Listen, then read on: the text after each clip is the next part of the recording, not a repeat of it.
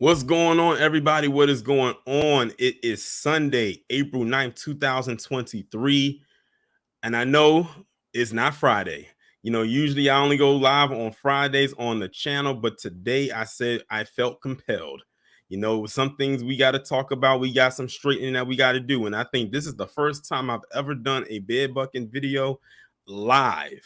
Usually the bed bucking videos are pre-recorded, but today we have to do this live. And I say we because I am definitely not alone. As y'all can see by the title, I have a very familiar face that is going to help assist me with what we will be discussing today. I'm actually dual streaming right now on YouTube as well as Twitter. So for those of y'all who, for whatever reason, cannot get onto YouTube, you can watch it over on Twitter. Now, usually I would do the whole introduction music and whatnot, but I said we are pressed for time and we got a lot to talk about. So we bypassing the music today and we're going to get straight into it. So without further ado, I want y'all to go ahead and throw a fist in the chat for my guest, Blacklight Revelations 2. What's going on? What's good with it, Torian? Appreciate you having me back on the platform. Shout out to the subscribers for, allowing me to come back. I appreciate you guys. And I'm eager and not eager to actually get into this video. I think everybody make sure y'all got a plastic bag inside of a paper bag next to you, because this is going to be a lot. This is going to be a lot. Yeah, because originally me and you was gonna at first I was gonna have it at 4, but I said, nah, let's move it up to 3. Yeah, because we need as much time as possible without having to rush through this, and we probably won't even be able to get through the whole thing because it's a long stream, and I don't know, like I have not seen every single thing. I only heard bits and pieces, but the bits and pieces that I did hear did not sit well with me at all. I don't think they've sat well with anybody on YouTube. It really There's so many people that have done reaction videos to all of this stuff, and like I don't know. I try to tell myself I'm going to try to stay clear from this whole situation, but this part right here, it for me went beyond that. Yeah. Like this is not this. I felt like this was segueing into another realm that I could definitely lend my voice to. Yeah, for sure. Oh, absolutely, it is. I mean, like the whole entire thing is way overboard. Yeah, you know what I mean. It started with the whole just Pearly things, but it's almost like more layers are now exposed of an ongoing problem. Right. Exactly. But shout out to everybody that's in the chat right now.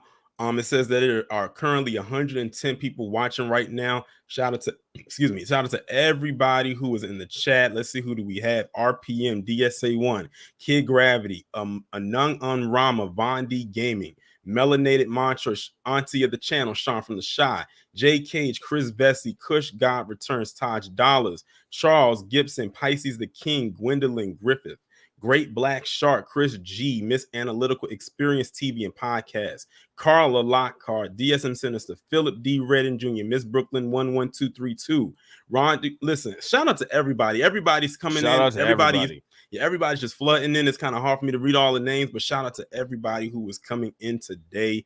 Y'all could have been anywhere right now, but y'all are chilling with us right now for the next couple of hours. And trust and believe, like Rob says, y'all might have to get a bag. Get a bag. Y'all gonna have to get a bag. Y'all, I mean, if you want to get yourself some, some spirits to keep you lifted or something else to keep you lit, right? Because it's going to be interesting. Like I told you, I've already seen some of what y'all about to see today. Some of y'all may know what we about to talk about, but for those of you who are unaware, I had to do a bed bucking entry, not only just a simple video, but as a live stream on Angry Man. Now, for those of y'all who don't know who he is, but many of you probably already do, he is a YouTuber. He is a part of the Black Manosphere, and he, if you've seen his content, you know what he really is, all about. But something that he put out recently, and which we're going to be talking about today, and it was actually put out like 2 weeks ago. This is a 2-week-old stream playback that y'all are about to witness. It did not sit right with me, Rob, most of his audience, because I looked at the comments, and some of y'all at all. And for those of you who have not seen it, you're about to witness exactly what we are talking about. Now, you know what? Before you get started, you should give them a little rundown, because there's probably some people who don't really watch my content, because like they could probably put 2 and 2 together if they watch my content and know where we're going with this. But for those people that don't, you know what I'm saying? I think they might need a little introduction of how we got here, because they might think that it's random. You know what I'm saying? Okay, cool. Right. All right. So I know if y'all look at the title, it's not really saying much. The title of this stream that we're doing is called High Treason. Well, me and Rob are going to be reacting to a live stream that Angry Man did 2 weeks ago, where it's called Are People Selectively Outraged Over Just Pearly Things Comments? And basically, he's going to run through about some of the comments that she's made, you know, the interview she did with Nick Fuentes and the stuff that she said, particularly about slavery. And his response to that is why we are here. We are gathered here today. So if y'all know how the bed bucking videos go. So if y'all know, if you see a picture like this, a thumbnail like that, you already know something was said that earned them this spot. And the fact that we are doing this live means that this is major, because I never do a live stream on the bed bucking videos. Me and Rob have collabed, of course, when it came to Brandon Fakem.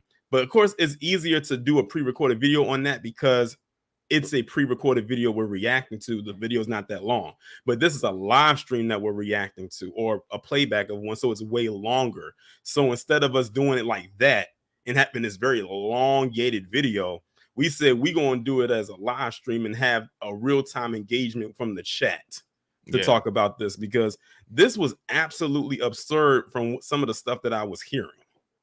Now, I got a question real quick for you, Torian, before we go into it.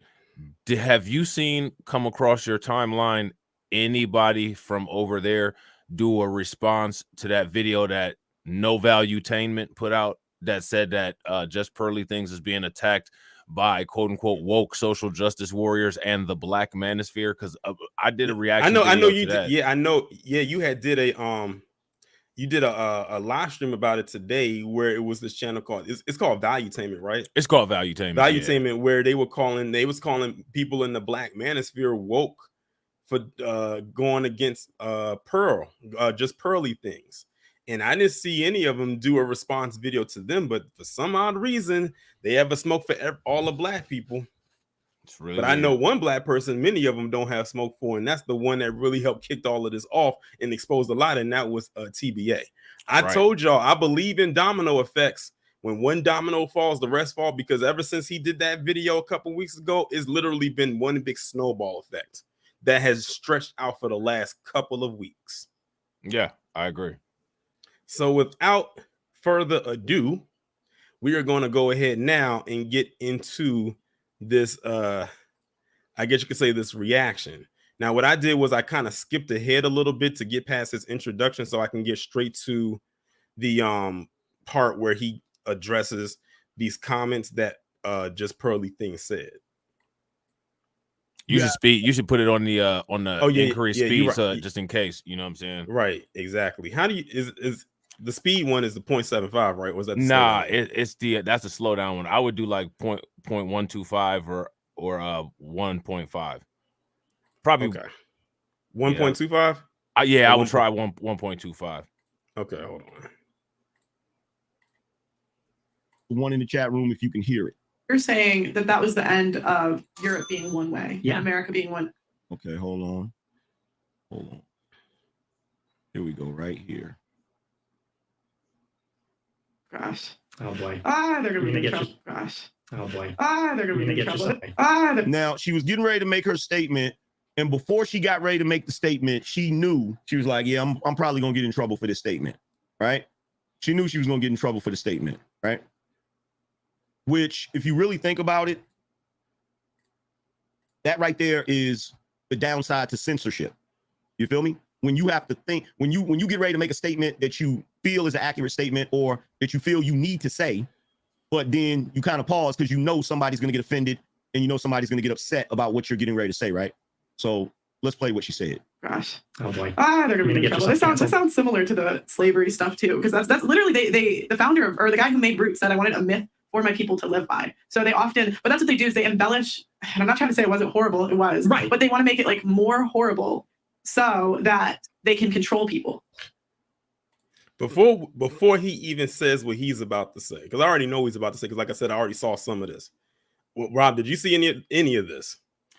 I saw one person react to it partially on and off. I haven't seen the whole thing all the way through. Okay. So that talking point about, roots and everything like that, I know where they got that from. They got that from Thomas Sowell. That was something that he put in his book. And shout out to C. Wilson 2012 for the super chat. He said, been waiting on the new black media to get on this dude. A lot of whining and slick anti-black content on his channel. Appreciate it. But that's where that talking point came from. Thomas Sowell. And I always side-eye anybody who gets any talking point from him or ever brings him up. Notice a lot of PC people love to bring up Thomas Sowell. Yep. Whenever they want to use a talking point. I just wanted to throw that out there. And then another thing too that a lot of people are concentrating on is a lot of people are selectively weaponizing this clip and only assessing this clip, and they're not looking at her previous comments or previous content where Nick Fuentes isn't anywhere in the conversation, and she's bringing this stuff up on her own, and she says the same thing. Right.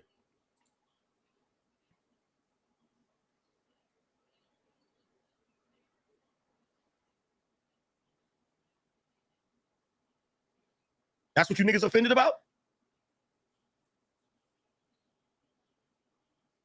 That's what y'all are offended about. And by the way, Rob, let me know when you want to stop. The guy that was up there, he was talking about what happened in Germany.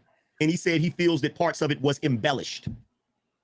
Pearlie said this sounds similar to the slavery thing, where parts were embellished for certain purposes. Now, first of all, I get why some of you Negroes are offended. Some of you don't know what the word embellish means. Some of you don't know what the word embellish means. Here go my question. Why wouldn't we know what the word embellished means? Right. And before you go any further, Rob, shout out to Janesta for the $2 super chat. She said, get those likes up. Appreciate it. Go ahead. And another thing that I'm curious about, and I'm not sure, maybe if there's people in the comment section that watch his content, did he feel the same way when Kyrie Irving and Kanye West got censored? Because they didn't say anything, directly against the history. What she did, for one, was she not only quoted a movie, quoted a book, and also only quoted Thomas Sowell and attempted to encompass the entire Black American experience into all of that. But also she let her employees get disrespected by Nick Fuentes. And they keep moving with the same narrative that everybody is offended that she had Nick Fuentes on the show, when literally nobody's offended that she had Nick Fuentes on the show. It's the pattern of behavior that she is showing that people are having concern with, because like I said, they're not showing the pattern of all of these things that she's done, because this isn't the first time, and all the other times didn't involve Nick Fuentes. Right. And before we go any further, shout out to Sean from the Shy for the 199 super chat. She said, is he Steven from Django or what? Appreciate the super chat. But yeah, and I felt like that was in like our intelligence was just being insulted when he asked, do we not know the definition of embellishment? Right. We know what embellish means. Why would he be the only one that knows what embellishment means? Right. And also, again, shout out to ADW1 for the $5 super chat. He said, what's up, Torian and Rob? Salute to you, brothers. Appreciate it. All right, let's keep going. So embellish means you take something that is already a certain way and you extrapolate it, or you try to make it even worse than it already was. Now, if you notice, she said where they're trying to embellish certain parts, and I'm not saying it wasn't horrible. So she gave you a disclaimer. She said, I'm not saying it wasn't horrible. Now, what she said about Roots was accurate. What she said about Roots was a fact. How would you? Because she said it was a fact. She said that roots is the way that she phrased that is basically what she's doing is she's trying to make the assumption, or at least project, that roots encompasses the majority of everybody's understanding of the slavery experience. The same way he's trying to assume and project that most of us don't understand what the word embellish means. Right. And before we go any further, shout out to Jermaine Smith for the $5 super chat. I definitely appreciate it. If anything, Roots was very tame compared to what actually happened. Like they had to leave. There's probably a whole bunch of stuff they had to leave out in order for that to be shown on television. Because that wasn't, because that wasn't a theatrical release. It was a miniseries that played on television. I'm not sure which network, but it played on television. Now, what's going on right here is exactly why I'm doing the Black Massacre series on my channel right now, because that right there, like the details of that, you couldn't even find that in Roots. Right. Even though what Roots is talking about predates that, but the stuff that happened after it was nothing to just scoff at. It was just as bad. Right. And I got a question for you and a question for the people in the comment section. How is anyone, quote unquote, controlled by slavery other than the entire thing, including the disconnect with our culture and history that it contributed to? How is anybody controlled by it other than the influence that it puts on us? I don't know how it could possibly be that we could use that to, quote unquote, control anybody else. And is there any examples of anybody using slavery and then magically people are under our control? Right. You can go look it up. You can go look it up. What she said about Roots was accurate. Now, for those of you that want to say, oh, she's one of the white liberals that try to use XYZ to control people, but she just described to you what white liberals do. So why would she out herself if that's what she was? Because that's what she was talking about. She said where they will take something like slavery or racism, embellish it for the purposes of controlling you. That's what she was talking about, which is the same thing that Brother Malcolm talked about. So it starts to get to the point where you got to ask the question, are you offended because of what she said? Or are you just offended because she's white? That's the one right there, Rob. That's the one. That was one of the talking points right there that made me want to do this. That was just one of several, by the way. So are we offended just because she's white? Now, if I'm not mistaken, there was a couple other people who were, kind of up for question. Mediocre Tutorials and Reviews, Melanie King, the lead attorney, Obsidian, O'Shea. I don't think any of those people are white, and they also were under scrutiny. And also Adam 22 was under scrutiny. And for the most part, the focus here is only on just Pearly things. And he's asking, are quote unquote we offended because she's white? I don't think that anybody, again, is offended because she's white. I think what people are offended by is her complete lack of respect, as well as just the blatant, unapologetic exploitation, as well as the blatant anti-Black repeated behavior that she exhibits. I mean, again, like it's amazing how he can kind of just do this whole blame shift type thing. Right. And before we go any further, shout out to Jay the Informant for the $2 super chat. He said, run the numbers, less than 5% of his subs. Watch my, appreciate it. And I'm glad, Jay the Informant is in here, because Jay the Informant, he doesn't waste any time airing out his grievances about Angry Man in your chat, my chat. So I knew Jay the Informant was going to be here front and center. He probably like front row. Like he said, I'm trying to catch all of this. He's I'm catching all of this right now. Right. Shout out to you, Jay, for being here.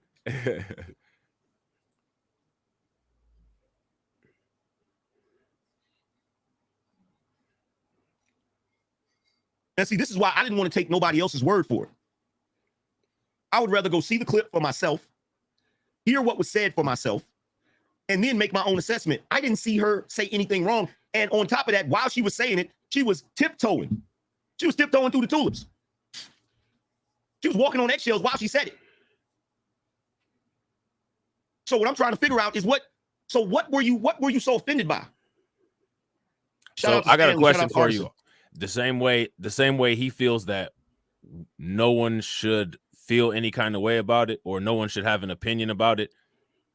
Shouldn't we be allowed to have an opinion about it? So like, this is an example of like what I was talking about this morning about all of these type of smartest person in the room cats who want to tell everybody we're not a monolith because they're so different from everybody else, while they're shouting you down for not thinking like them. Why are you all offended? Why do you all feel this way? Well, we feel a different way than you, but we're inherently wrong because it's us, and he's inherently right because it's him. Right.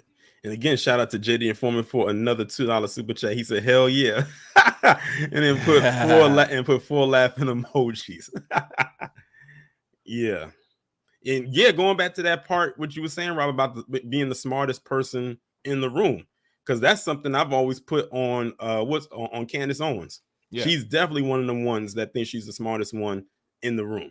Fakem falls into that same category. Yep.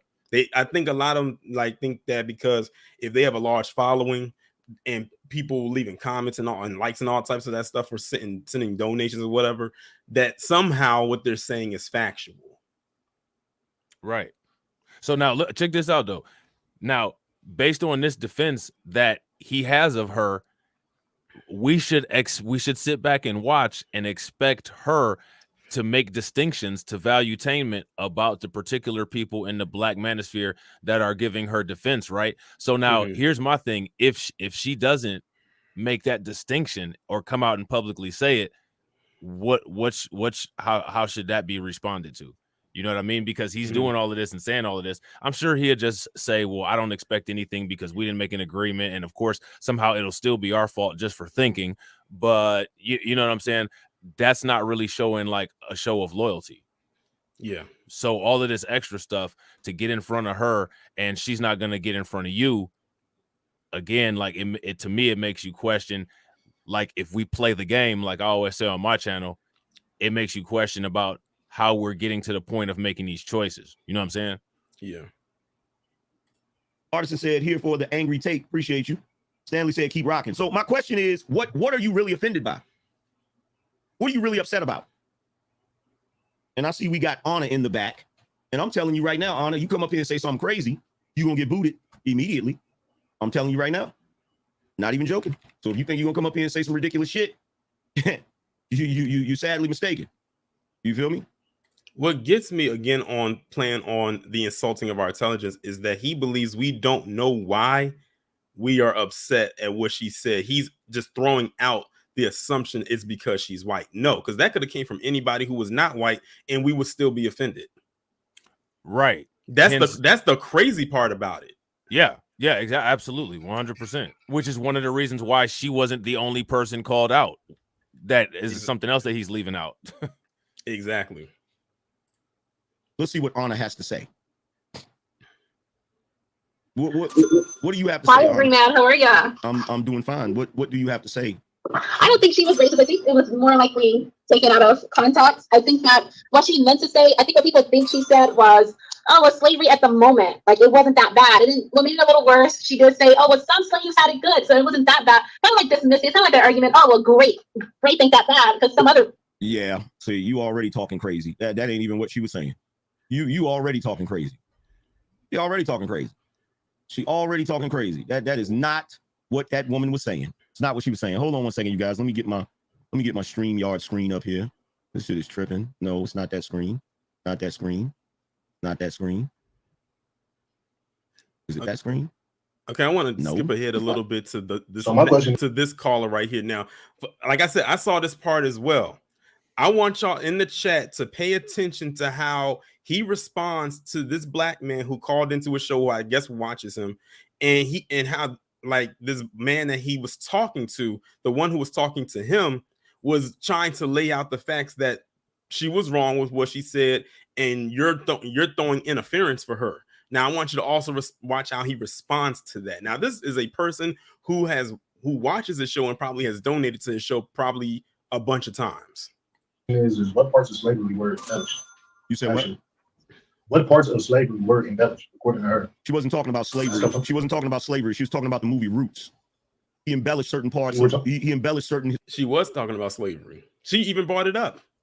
She based her understanding and she tried to project everybody else's understanding of slavery on the movie Roots and the lack of reading Thomas Sowell. And she's done that multiple times. And then there's been times when she talked about it without bringing up Roots. You guys recall when she had the clip of the Joe Rogan podcast where they talked about, quote unquote, certain tribes in Africa that were more versus less productive, which is a reason of why, you know, quote unquote, certain people don't produce in the United States. That was a clip that she played on the United States, or that she played on the podcast. What's his rationale for that? Exactly. Historical facts about slavery in that series. No, she said just like the slavery thing, and then she brought up Roots. So first she brought up slavery, and then she compared slavery check this out. to Roots. Hold on. Stop for a second. I'm gonna explain it to you again because you ain't listening. You trying to find something to be mad about. So I'm explaining it to you one more time. Okay. The man who created the movie Roots, okay, which is where most of y'all's knowledge about slavery actually comes from. Now, hold on real quick. Why would we assume that that's the case? Exactly. Like, my knowledge of slavery doesn't come from Roots. Right. Like I said, that could have been an introduction period because many of us probably saw Roots when we were kids, but that wasn't the end all be all because we know that it was way more worse than what they depicted on television. Yeah, and we already said that. Yeah, there's a U.S. Bureau of Vital Statistics. There's a Congressional Library of Congress. There's family records, insurance companies, right? Like Lloyd's of London. So there's a lot of different places where a lot of people could understand their understanding of slavery, as well as their family's direct relation to slavery. Let me ask you a question. Do you think that Ben Affleck and Joe Biden found out about slavery in their families as far as the plantations that they were a part of from Roots? Nope. They found out about what was it? Ben Affleck. He found out about it. Finding our roots. I mean, if you want to throw roots in there, right? You know, when they had exposed it, he said, "Can we edit some of this out or something along those lines?" Because it got exposed that his family owned slaves. And you know, when you mentioned about Joe Biden too, I think Mitch McConnell as well. Yeah, shout out to and Barack Obama, because remember Mitch McConnell said in that little announcement thing that he had with Obama standing next to him, that they were both descendants of slave owners. Right. And shout out to House 1133 for the $4.99 super chat. He said it's a pattern. Angry Man and the Manosphere have been anti-black for years. I appreciate the super chat. He stated clearly that he wanted to make slavery look way worse than it already was.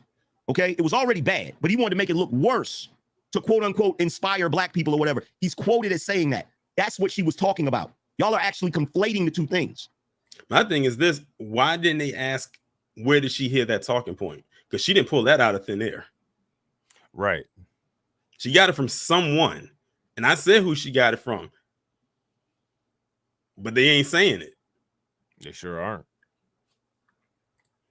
And what about all of the other stuff that she said besides this? Because this, again, like I said, this isn't the only thing. And another thing is, why did she bring that up? See, here's the thing. We got to ask this question.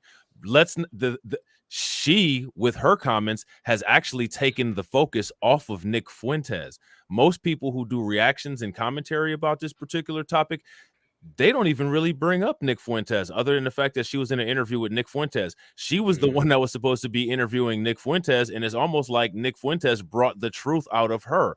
Why are you interviewing Nick Fuentes? And as a result, everybody's looking at you funny afterwards instead of continuing to look at Nick Fuentes funny. Right. That's what she was talking about. So she compared slavery to Roots. She used Roots to describe slavery.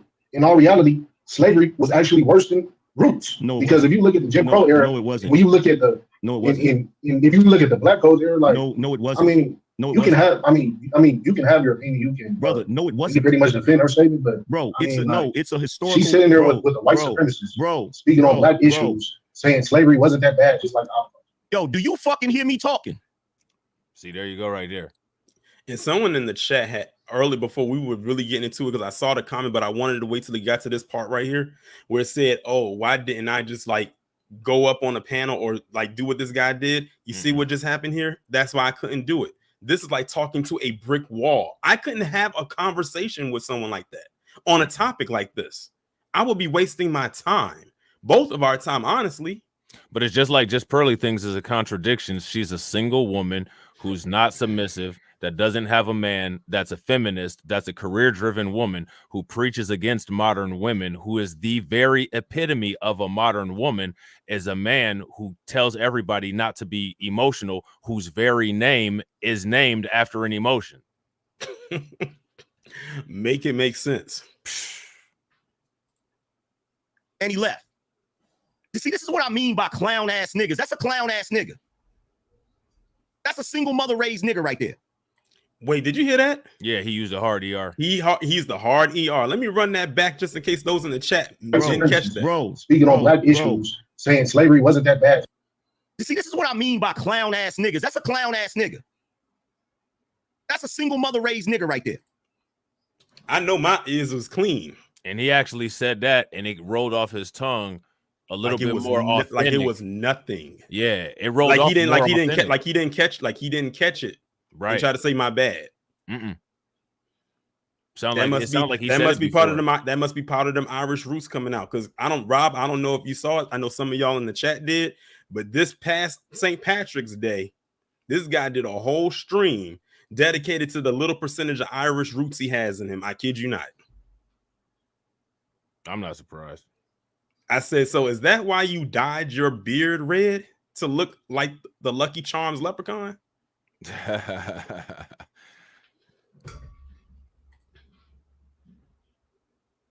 I've talked about this shit numerous times on this show. Was slavery fucked up? Yes, it was. Was slavery the way they depict it in movies and series like Roots? No, it was not. How does he know? Right. You know what I mean? Like, because Pearl told him it wasn't. Right. I mean, like, this is you see he's pretty good with the tech. He should be able to lay out some documents that show exactly why he's saying that it's not. Now, we all know that Roots was a movie, Amistad was a movie, but we all actually we know the history of a lot of things, like the history behind the Gator Bait song that Florida used to use. You know what I mean? So, like, my thing is, where's your evidence of that, and why are you screaming at people? Exactly. And, oh, he's screaming. Oh, Rob, you already know this ain't the worst he can do. But shout out to MML for the super sticker, $99.99. Appreciate it. But yeah, this isn't the worst he can do when it comes to the screaming thing, as you and I and everyone in this chat who's familiar with his content knows. Now, for those of you who are in the chat, let me just put out this little disclaimer right quick. I used to watch his content a few years ago. I actually used to be subscribed and listen to what he was talking about before it segued into whatever this, and even slightly before this, has turned into. I don't know what this is. This right here is what we call a grift. It's like Nas said, like we was talking about earlier, a thug changes, a love changes, and best friends become strangers. Word up. I just had to put that out there, like, so people were like, how did I become familiar with who he is? I used to watch his content years ago before it turned into this, what y'all see right now. There are many elements of chattel slavery that is left out of those movies, that is left out of those series. But I get it. See, this is what I've been talking about for a while now. Okay? This is what I've been talking about for a while now. Like, black people as a whole, slavery and racism is like weave for black women. What? Ron, what did I tell y'all about bad comparisons? Right. Look at how he had to look into the air to pull that one out. What in the world? He said, let me run that back just so y'all can hear that. It was not. There are many elements of chattel slavery that is left out of those movies, that is left out of those series. But I get it. See, this is what I've been talking about for a while now. Okay? This is what I've been talking about for a while now. Like, black people as a whole, for black people as a whole, slavery and racism is like weave for black women. He said for black people, racism and slavery is like weed for black women. Rob, I don't think there's enough words of any language to describe the BS that I just heard. Yeah. Yeah, you sound speechless too. Because usually we are men of many words. Right. I'm just trying to see where he's going with it. Me too. And my question is, if that's true, can we hear his testimonial of when he woke up to that reality and what he did about it? Right. What did he do about it? Like, that's there's no comparison right there. Like, what made you say for black people as a collective, racism and slavery was like weave on a black woman? And why did you even drag black women into this when black women weren't even the topic of discussion? Now, here's my question. If that's the case, right? Because you know, Torian, we got to play the game.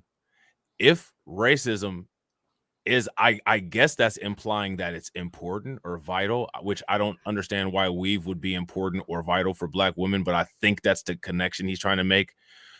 If that's the case, if slavery and racism is quote unquote so important for us, my question is, if it's done nothing to help us, and it literally did everything to help the United States become the world's greatest country and the world's greatest economy, world's greatest military, world's greatest everything. If white people weaponized racism to make the United States what it is, then if racism for us is like weave for black people, what is racism for white people? I would say it's a giant ATM machine. Right. All of or a big pot of gold that Scrooge McDuck can jump in like this is an episode of DuckTales. Yeah, or 777 or a $20 scratch off with a jackpot. Exactly. Again, this was another point right here, which is why I wanted to come on here and do this live. Because when I was skimming through, this was something else that I heard. I was waiting for this part to happen because I just wanted to see the reaction from the chat. And the chat's reactions is exactly what I was expecting. What's interesting is that the YouTube community guidelines allows this kind of anti-black, I would call it bordering on hate speech. Yeah. And misinformation. Misinformation. Yeah. In the sense that you can't speak on it without these niggas being extra fucking butthurt and in their goddamn feelings. You cannot have an objective conversation with niggas about racism or fucking slavery. So what he's saying is, he said that the collective of black people, when it comes to racism and slavery, is like black women with a weave. And he's saying that in the sense that black men cannot critique a woman wearing a weave without backlash coming from it. I still don't get it. Right. And honestly, like I said, as far as I'm concerned, I'm not convinced that Just Pearly Thing has faced any backlash. Just Pearly Things has faced reaction video critique, and that's it. If you ask me, the only person out of all of this that's received backlash is Sarah Garvey, and that's because Just Pearly Things got emotional, which is something that, according to Angry Man, only we do, and she struck his channel.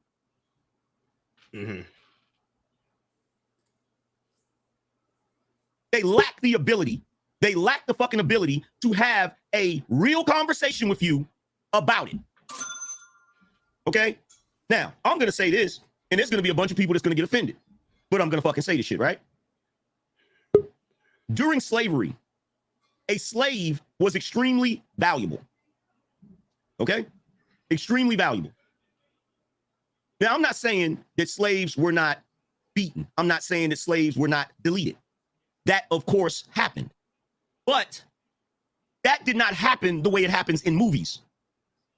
And the reason why it didn't happen the way it happens in movies, okay, is because in the movies, they want you to see it be as barbaric as possible so that you will be offended, so that you will be butthurt, and to be truthfully honest, so that you'll constantly be in this state of what's the best way to put it?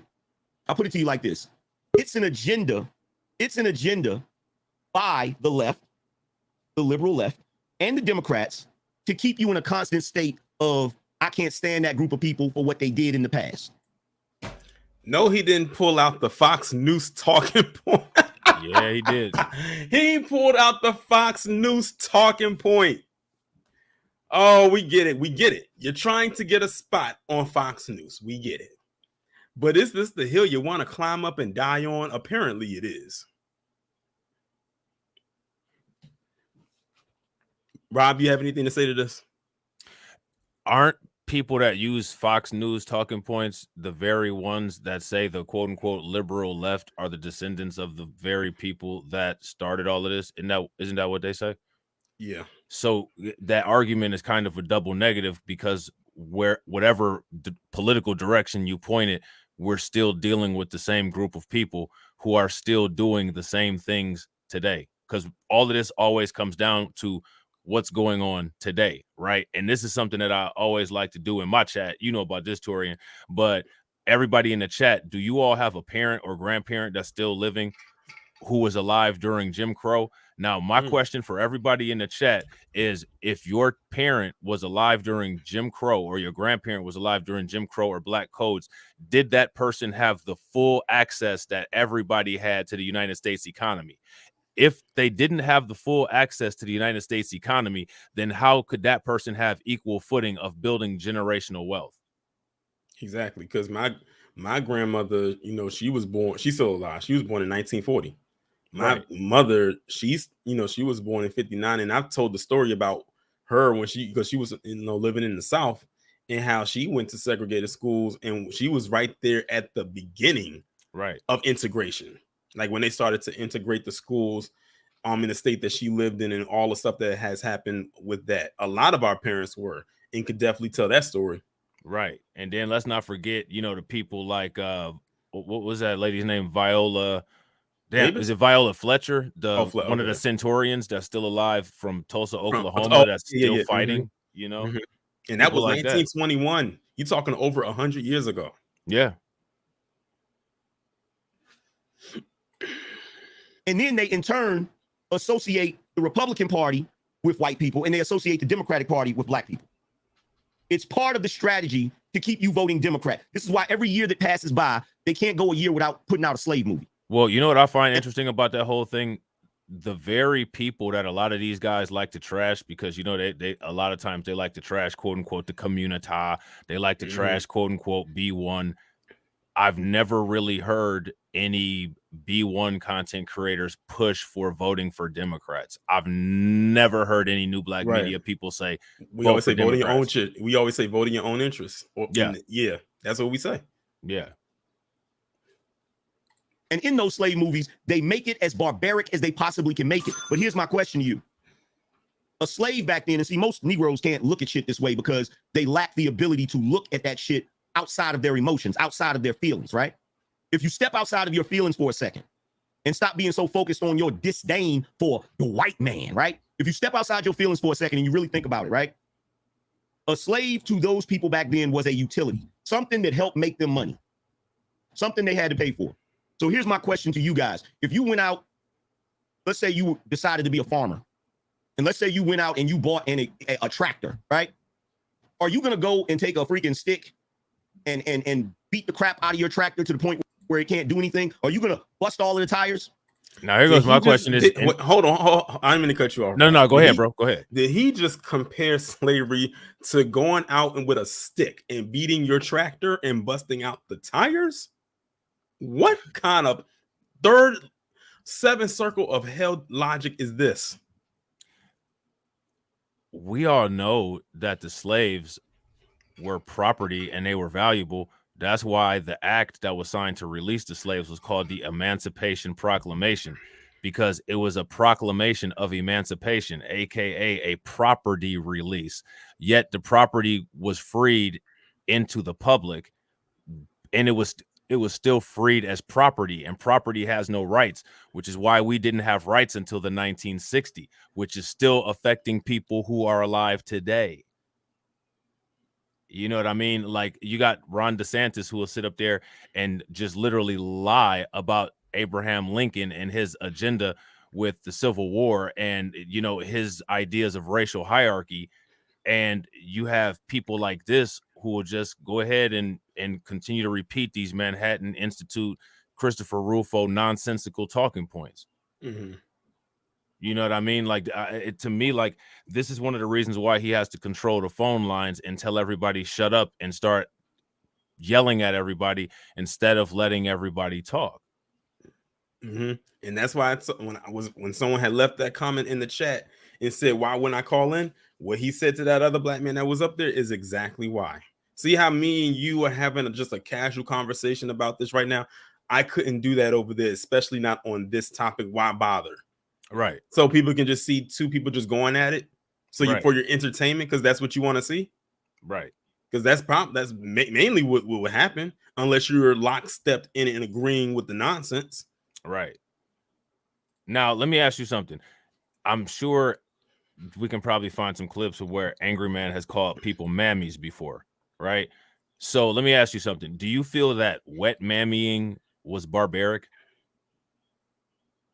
You said wet mammying? Yeah, wet mammying. What is that? Wet mammying is when the black women who worked in the house during slavery had to feed white children with their breast milk. Oh, okay. Yeah, that was definitely barbaric. Yeah, I agree. I agree. It's barbaric. I don't know if or how that was depicted in Roots, but I'm pretty sure that's against tons of medical codes, tons of medical recommendations, and that's something that was common practice back in those days. I've seen pictures of that. I've never seen depicted on screen, but I've seen pictures where you had the mammy nursing a white child. Yeah. And sometimes they would take the picture with the mother standing right there watching her do it. Yeah. And shout out to Great Filibuster for the $20 super chat. He just put the 100 emoji in there. I appreciate it. Yeah, and to me, it's just crazy because like I said, there's the whole Gator bait. You know what I'm saying? There's Dr. Claude Anderson always talks about meritorious manumission. There's all of these different things. A lot of times people will laugh when people say the freeway system is racist. Well, Professor Black Truth did some really good videos explaining exactly how the freeway system is racist. And all you got to do is just look up, racist names of places in the United States. There's Dead Negro Holler, Dead Negro Creek, all of these places in Oklahoma, all of these places in Kentucky, all of these places all over the place. You know what I'm saying? And the thing is that how do we get away from that? And if there's a place in Oklahoma that's called Dead Negro Creek or Dead Negro Road or Dead Negro Holler, which all of those places exist, what's exaggerated? Exactly. Shout out to MML for the $4.99 super chat. He said, "What a cult!" He said, "What a cult leader this little man is." Appreciate it for the super chat. And also, too, it also blows my mind when some people say that Black women, especially at that time, were bad mothers. When you think of what we were just talking about, how they were breastfeeding other women's children, and how a lot of times, like when you look at movies like such as The Help, Viola Davis's character was more of a mother to this white girl's, to this white woman's child than she was. Yeah. So, like a lot of them, when they were working as maids back then, were being mothers to these other women's children, because who knows what these other women were doing? They weren't watching their kids. Right. Shout out to AB Promotions for the super chat. He said, "You mean to tell me lynching wasn't barbaric?" Right. Let him tell it. Yeah. And shout out to you for the super chat. Tar and feathering, all of that stuff. Man, the horror stories that you can get from just all of that alone, plus some that we don't even touch on. Now, if you're breastfeeding somebody else's children and you get a milk duct infection, do you think that they had like IV antibiotics to deal with that back then?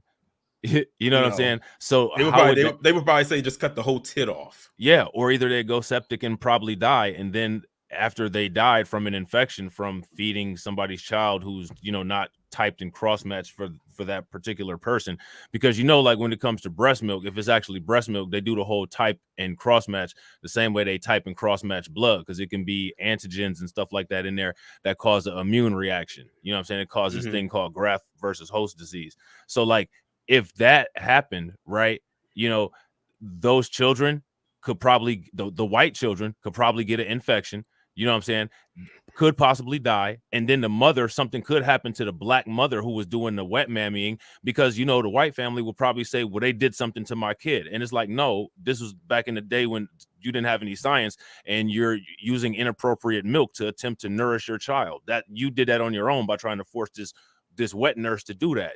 But she's getting blamed for it, because if something went wrong, they're getting blamed all the time. So now this person ends up getting killed or beaten or whatever. How are they supposed to take care of their own kid?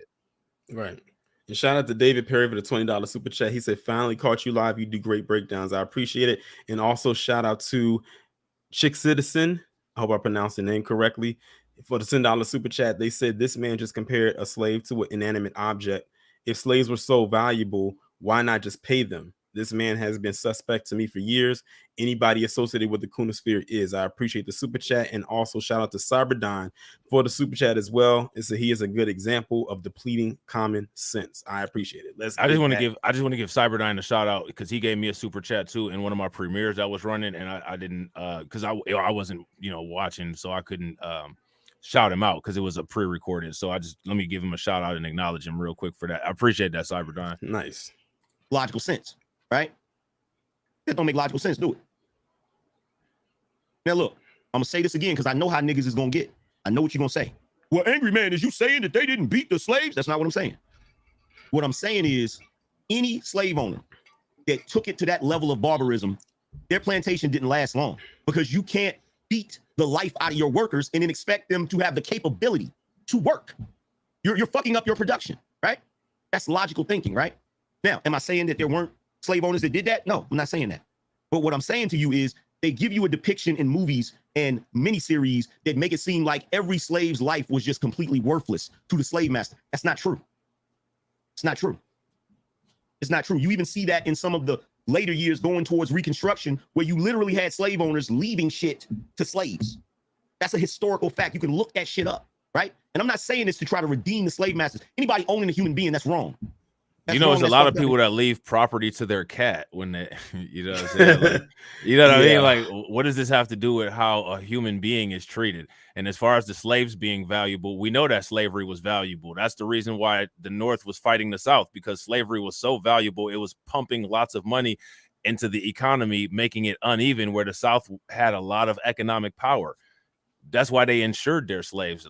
The fact of slavery being valuable to the American economy and white slave owners isn't the question that's up for debate. So my question is, at this point here, how did we get to this discussion? And also, too, I noticed he didn't mention, he most likely won't, is that the slave owners were given reparations when slavery was officially abolished for quote unquote loss of labor. Yeah, that's something that they do not like to talk about when it comes to the topic, even of reparations. Shout out to a woman my age for the $20 super chat. She said he's trying to be provocative, but he's failing miserably. That's all part of the grift. And shout out to you for the super chat. I do appreciate it. And it shouldn't be going on nowhere in the world. But you have to understand the real history of slavery, not what you see in movies, not what you see in miniseries and shit like that. Now, you can say, well, she was trying to make light of slavery. That's not what I heard when she said that, because she definitely said, I'm not saying it wasn't horrible. So what would be the need for her to say that? What would be the need for her to say that? But see, this is the same type of shit we go through when we try to have conversations with these women. This is why I know a lot of you niggas, you got your mama's mind in your head and you got your mother's mouth. And that's the reason why whenever you're talking to these B-dubs and you say, look, I'm not saying all B-dubs is doing XYZ, but y'all got this going on. See, us as black men, we'll try to tiptoe. We'll try to walk on eggshells. And you know what? It don't fucking matter. And the reason why it don't matter, because these women don't want to understand what the fuck you saying. They just want the excuse to be mad. They just want the excuse to talk shit. And that's what you niggas is doing with slavery and racism.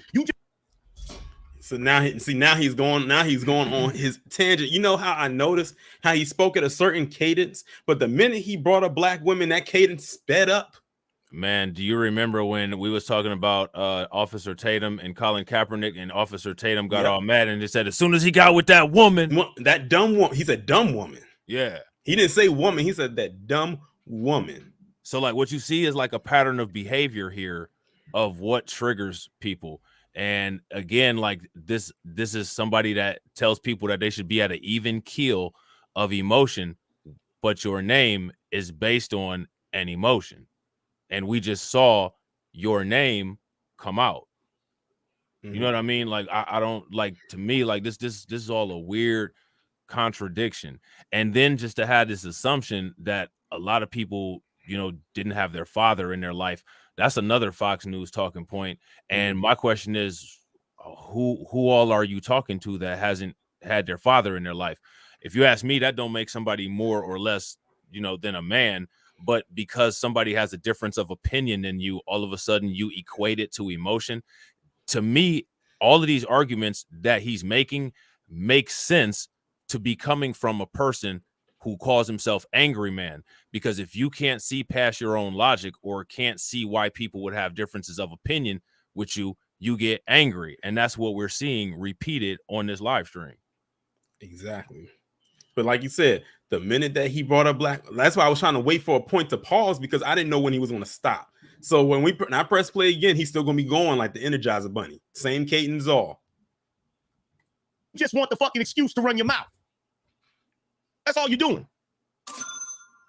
So what was Pearl's excuse to run her mouth? She grew up in a family, and you know, with those kind of families, you barely survive the suburbs because, like we saw in the court system, it's murder. You know what I mean? So you know, you know what I'm saying. So like, you know, when you're dealing with the type of family that Pearl had, those are the type of families that, you know, you can barely survive the suburbs, and she survived the suburbs, and she survived the suburban schools. You know what I'm saying? Without getting shot up. You know what I mean? There's all kinds of issues that go on there. Who commits the most familicides? Right. You know, and you talk about that on your channel all the time. You know what I mean? So like this whole family narrative, I mean, we can dive deep into the family issues. Like, look at Ethan Cromley. You know what I'm saying? Look at Aiden Fauci. You know what I'm saying? Both of those are people that had their families. Aiden Fauci's family helped to try to cover up the fact that he had those anger issues and the gun. And, you know, that was Ethan Cromley's family. Aiden Fauci's mom tried to help him get away with stabbing that girl like 125 times. Ethan Couch. Aiden Fauci. Affluenza boy. No. Aiden Fauci down in Florida, who stabbed that girl up in the woods. Oh, okay. See, I'm losing track. He just got I'm losing track. Well, you will lose track because I'm telling you, man, people can barely survive the suburbs. But that's the goal, you know. That's the goal to get out there, because, you know, they say crime, you know, is not out there. That is a lie. That is a lie. Right. A bold-faced lie, which is why you do the familicide videos on your channel. I do the Operation Protect the White Boy on my channel. Yeah. Most of that stuff is happening in the suburbs. In the suburbs. What's good, Anna? You misheard me. What did you say? Like, that was disrespectful. What was disrespectful? You misheard me. I didn't even finish. I said she was hold on for a second. You said that was disrespectful. Are you saying that I was being disrespectful to you? Yes, because I literally was. Shut the fuck up. Don't come over here telling me who the fuck I'm being disrespectful to. You can kiss my ass. Well, sheesh. I wonder if you're going to talk to Pearl like that. No. I wonder if they're going to talk to Valuetainment like that. Oh, even better. And they actually called them out by name. As far as the group goes. Yeah. You lost your fucking mind telling me who I'm being disrespectful to.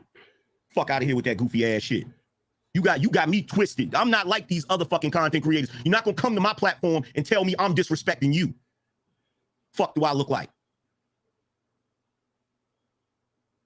Got me all the way fucked up. Telling you right now, not joking. You can come over here. You can make your comments. You can disagree, but the shit you say better be logical. And don't come up here thinking you're gonna fucking disrespect my platform. My thing is, up to this point, nothing you've said has been logical. Right.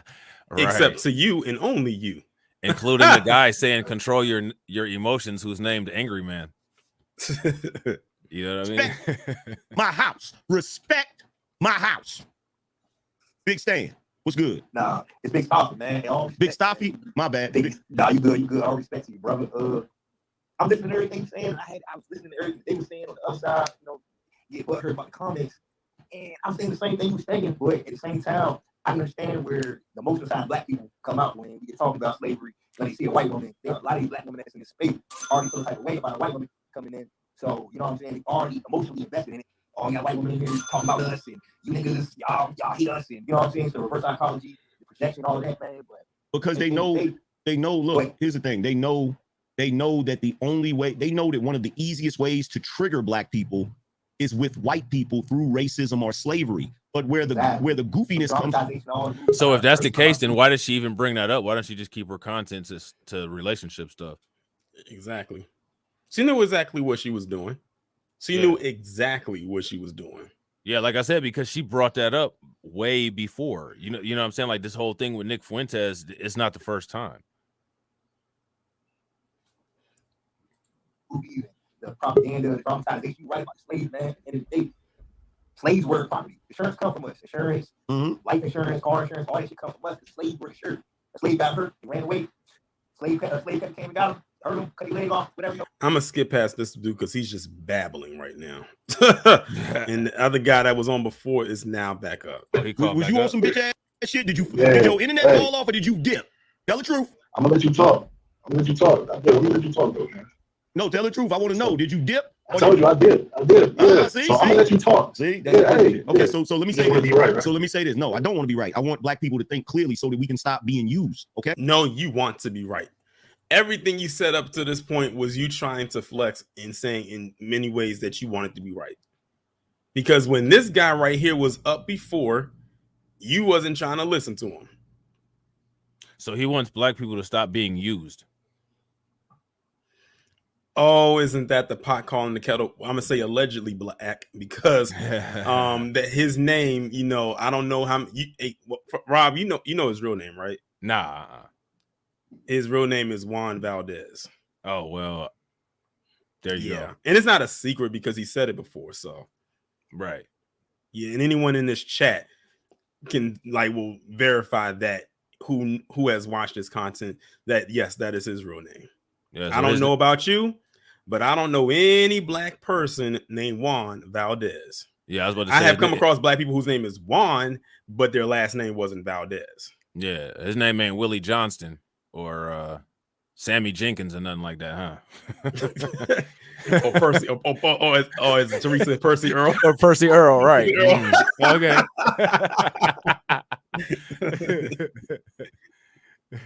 Hey, this is what I want, right? So here's the thing, bro. Oh, yeah, you know what? I just wanted to make that point real quick. Kisan, his comment made me think about it. So he doesn't want black people to be used. But now here's my question for you and everybody that's watching the video. Is slavery not the ultimate form of usury? Huh? Isn't slavery the ultimate form of getting used? Oh, yes, for over 400 years. Yeah. So I'm curious as to how this dialogue that he's having is somehow stopping us from getting used. And I would have to ask the question, is he aware of what he's being used for? Because this is definitely something that people have been used for, what he's doing here, right? That's all I gotta say with that. That's all I gotta say about that. They play this game all the time. It's the same playbook over and over again. You got to stop being triggered by what white people say. You feel me? What we need to be worried about is what other groups do, not what they say. Okay? Not what they say, not no opinion. You feel me? So if you feel like she was trying to downplay slavery or whatever, okay, fine. I'm probably not going to change your mind about that, right? That's not what I heard.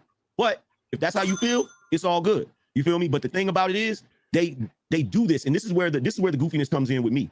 Every time somebody uses a white person's talking point that's meant to trigger black people, it's usually another white person.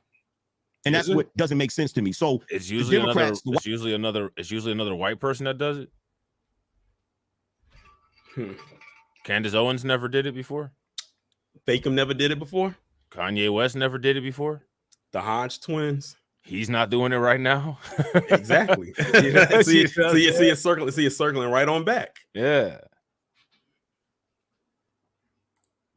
Oh, shout out to J Joe 4040 for the $2 super chat. He said Raccoon said Kyle Rittenhouse was defending himself. No surprise there. Shout out to you for the super chat. Democrats, they'll try to say, oh, well, you black people, you got to stay away from the right and you got to stay away from the Republicans because they're racist. Before I go any further, we brought up the name Percy Earl and someone actually by the username Percy Earl III came into the chat. Not Percy Earl III, a legacy Percy Earl. You know, his family started out in Alabama and they in Chicago now. You know, right. I thought that was funny. I had to acknowledge that. That's hilarious. And it's like, how does that make any sense? And then you start asking yourself, so why are they trying to keep us away from that? Shout out to Kevin for the super chat. That side. What are they trying to do over here? And what they're trying to do over here is they're constantly promising black people things off the premise of prejudice and racism. They're constantly promising black people a brighter day that they'll get to the mountaintop, and they don't give them shit. And the reason why is because the Democratic. Just in case like anybody doesn't know, he's sitting here talking about what Democrats are promising black people. TD Hip Hop Media literally has an entire channel dedicated with every single video on there that says what the Democrats aren't doing for you, but are doing for other people. But again, that's on that side of people that people like him call the quote unquote communita. And they're saying that they're tricking us into voting for the Democrats, but it's actually us who are making content alerting people to what the Democrats are trying to pull over your eyes through benign neglect. Yeah, and I saw that video, the video you're talking about that TD just did, because you know that Amos Brown, that reverend out there in San Francisco, who put a wrench into the $5 million reparations plan for those in San Francisco who qualify for it, over there with Kamala Harris in Africa, helping them get billions of dollars. Unbelievable. And I know why they kept that out of the news, because they knew that people was going to rile up and check his ass again, which they should have, right? If they didn't do already.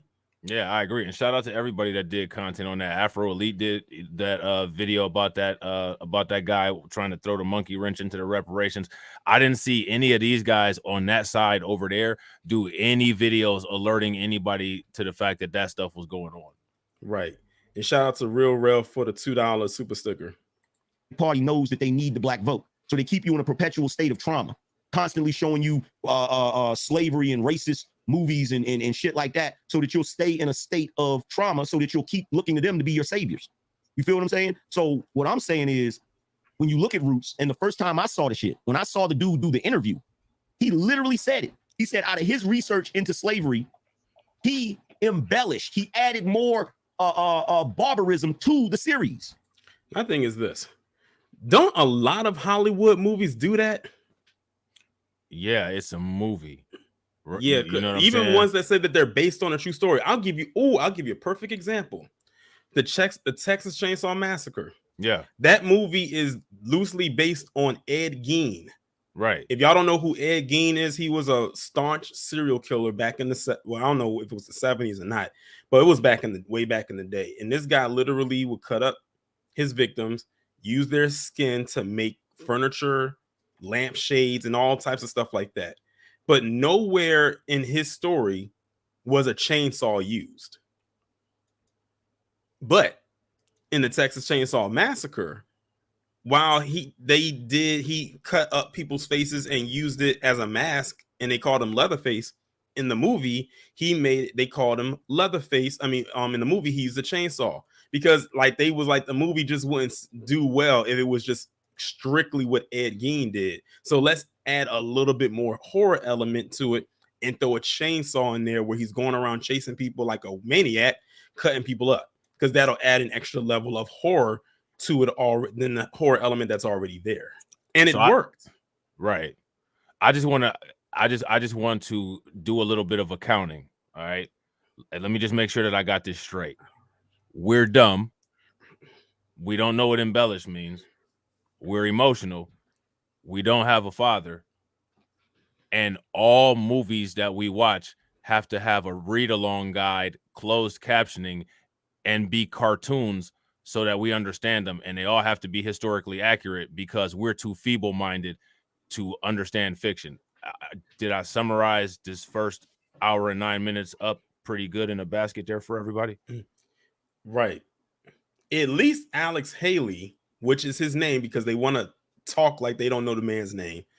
At least Alex Haley said that there was extra stuff added in there for dramatization purposes. Most movies, even those that are based on true stories, do that. It helps guide the story along, because if they did everything beat by beat by beat, then it probably wouldn't work. I'll give you another example. Look at the one that they just did on Jeffrey Dahmer, the miniseries on Netflix last year. Yeah. While as graphic as that was, and it was graphic, there was some stuff that was in that miniseries that was not present in real life. I remember watching a video where they were breaking down things that were true versus things that were not true. And shout out to Andrew Murphy for the $49.99 super chat. He said, B1 brother, B1 back to you, and thanks for the super chat. So how do you explain that, bro? I mean, I can't explain that because that's what he said. I mean, I can't. Like, if that's what he said, quote it, then that's what he said. But my thing is that she's sitting there with the white supremacists, make the intense, who believes in the bell curve, who believes in scientific racism, eugenics. If you look up the history behind eugenics, I know. you understand what I'm saying. I know the history of it. Go ahead. You know, so she's sitting up there with the white supremacists talking about slavery, roots, take my Africans with me, like a term of property. So it's just weird, man. But hey, you can have your opinions. I mean, you can be a white supremacist without being racist, because white supremacy. Torian, I got a question. Yeah.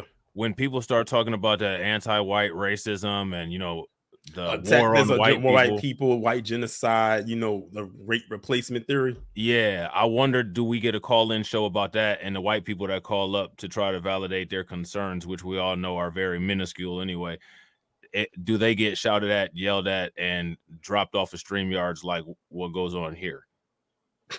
Or is that legitimate? Does this content creator feel that, you know, Tucker Carlson and Mark Dice's concerns are legitimate?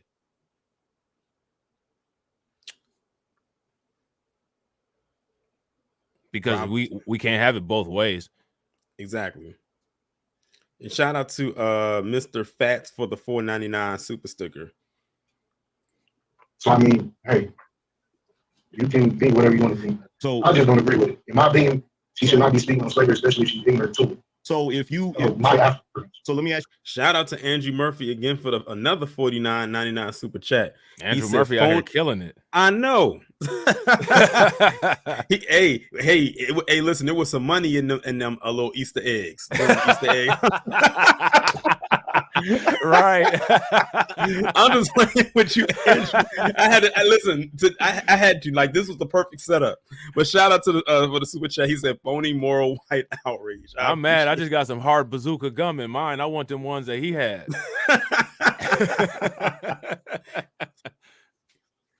Ask you this question. So if you disagree with what she's saying and you want to silence her for saying that because she's white, does that make you but does that make you a black supremacist? Oh, there you go. There it is. A black supremacist. That's another talking point from you know who, the usual suspects, because they've been trying to do that black supremacist. Remember that when they had that BIE, the Black Identity Extremists, they tried to take that all the way to Congress and they got that thing shut down. I forgot what the woman's name was, but she shut that down. She had them on mute, like she had them fumbling with papers, checking their glasses for smudges and all types of stuff like that. So black supremacists, I would need him to define that. And I think somewhere in this video, he gives us some random definition, but it's not one because it isn't one. Andrew Murphy, are you kidding me right now? The lawyer money is good. He's we got a lead attorney in here for real. Right, this is an actual lead attorney. Exactly. Shout out to Andrew Murphy for the 40 for another 49, another 50. And shout out to him for being an attorney too. Shout out to him for being an attorney too. You know what I'm saying? Right. Shout out to you. But yeah, that black supremacy. I think he's going to give his so-called definition of what a black supremacist is, and when you hear it, it's going to be like, oh my God, what is this? Right. Where did you get that from? Because we know you didn't come up with it, or if you did, you didn't dig deep enough into your cranium far enough to try to come up with a logical definition. Why? Because there is none. Right. And then there's no comparison. Right. And then we can do this, right? So when it comes to quote unquote white supremacy, that's talking about racism and the influence of racism baked into all of the systems that make up the working United States, right? So let's take 3 organizations like the Nation of Islam, the Black Hebrew Israelites, and I don't know, let's just say the Moors. Mm-hmm. What does the FBI report say as far as their infiltration into law enforcement and how their infiltration into law enforcement has affected other communities? Now let's look at the Proud Boys, Oath Keepers, and the KKK and compare the law enforcement infiltration and how it's affected other communities, as well as non-white white supremacist groups like the Executioners and the Bandidos out in California. You know, you got officers Alex Villanueva and people like that who were out there.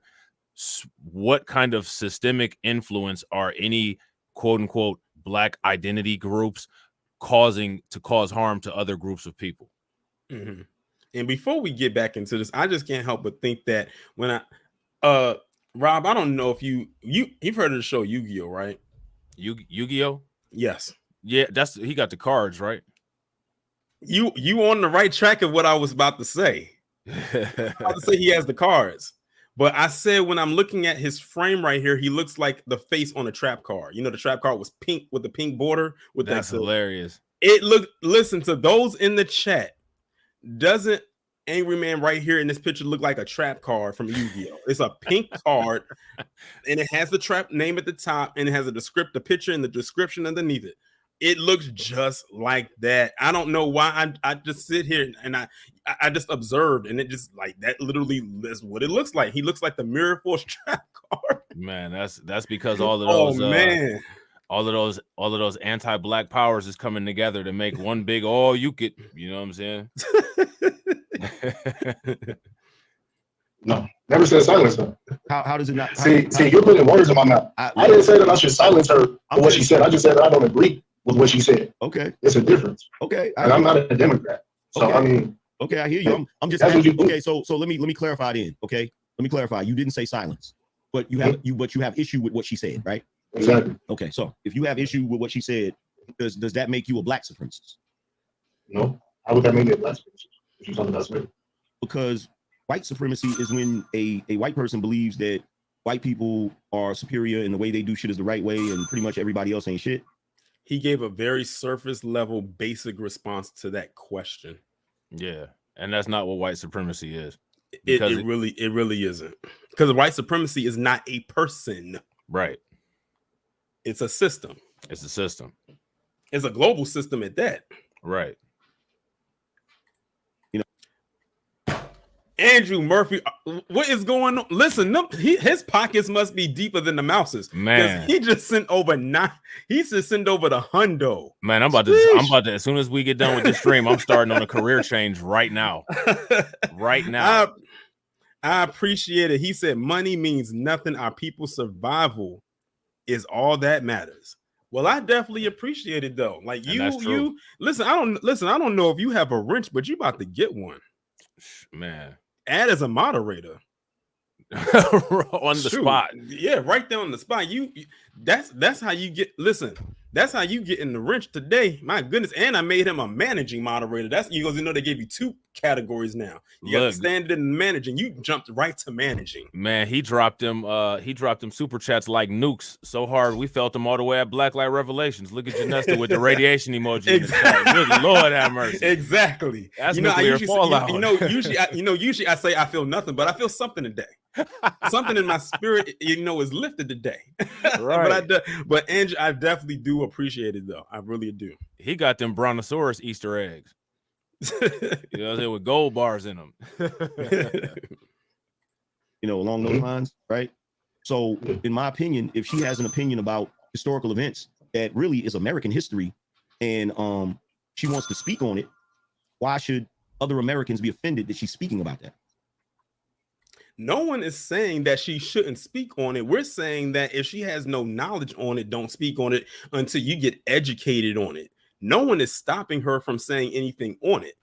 But she just came out and just said whatever came to her mind, and we're supposed to just be okay with it. And he's throwing interference for her and getting mad at, I can't get my points out because Andrew Murphy just dropped another hundo. Andrew is out here killing it. He said one more for Easter. B1. Thank you. I appreciate it. But he's doing the right thing though, and that's what I always said. Like that kind of support, you know what I'm saying, is what is necessary to grow a platform like yours, so that we actually do have legitimate voices to be able to combat the echoing of this kind of nonsense. Because this is independent nonsense. Like nobody's getting a paycheck from Fox here.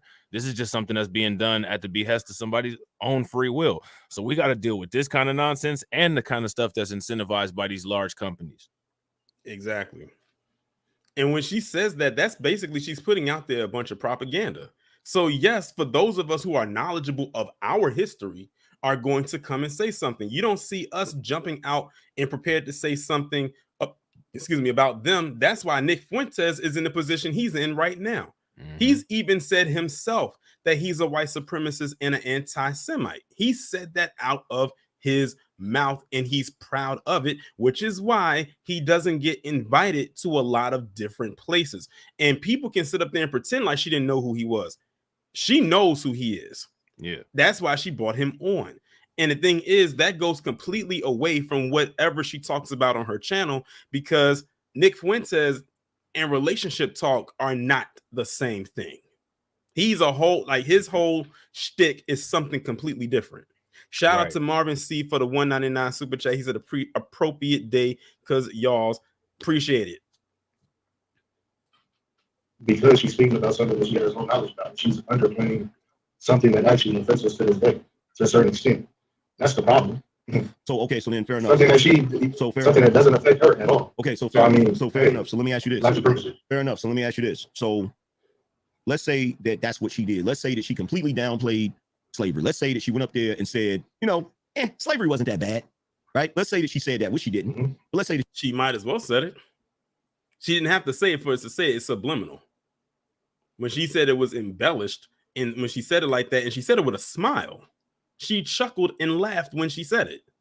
And she does that every single time. Like when she was literally trying to indoctrinate her friend right there on a video, when she said the part about the slavery being embellished, she looked up at the camera, laughed, and then looked over at her friend and laughed. And so shout out to go ahead, my bad. My bad. Shout out to Amar for the $5 cash app. Go ahead. No, I'm just saying this is a pattern of behavior that she has. And then here's my question, right? What is his expectation of what people should do? So my question is, he's sitting there talking about censorship, but he's trying to shout down people that have a difference of opinion of just pearly things. And none of the people that have a difference of opinion are out here trying to get her canceled. People are just trying to get their opinion heard. So why is he trying to shout all these people down? But you're sitting there talking about you're against censorship, but what you're actually doing is you're running censorship for her. Exactly. Shout out to D Sigma Chad Roan. I hope I pronounced your last name correctly. He said BA1. He said, is this guy a tether? He's sure sounding like one, and I appreciate the super chat. I'm almost scared that, well, I don't even want to ask, but I'm almost scared to see what his thoughts are on reparations. Because if this is what we getting right here, I can only imagine what he's saying about that.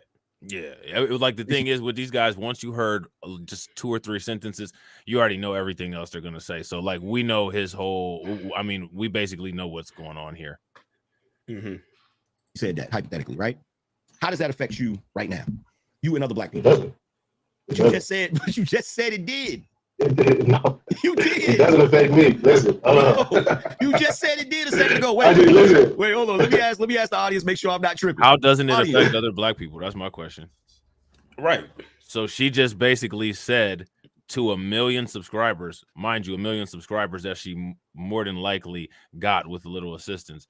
What she just basically said is that the fact that our father, our mothers, our grandparents, and our great-grandparents didn't have access to the same economy that all of the people who are doing significantly better than us, which can be verified by the racial wealth gap, they didn't have the access that they had.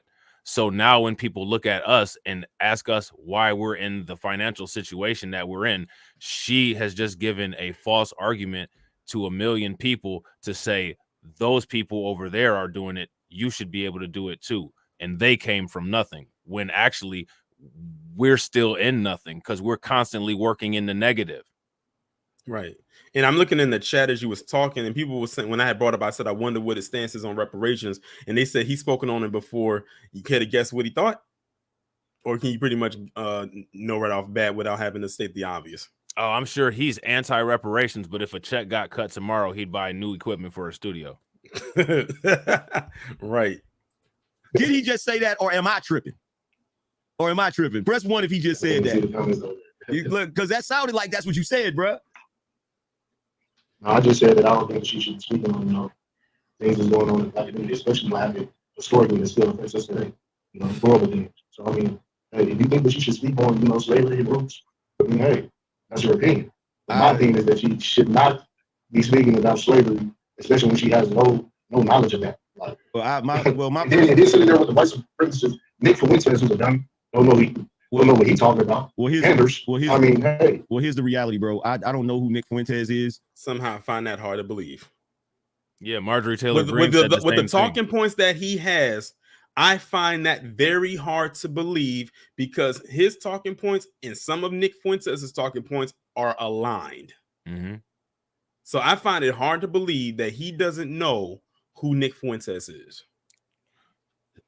I'm pretty sure he did content on Kanye West when Kanye West was pretty hot in the algorithm, when all of that stuff was going on with Balenciaga and Adidas. And shout out to you for showing me how to pronounce Balenciaga, because I would have been calling it baloney and everything else. Right. At one point, I didn't know how to pronounce it either. I'm like, how do you pronounce this thing?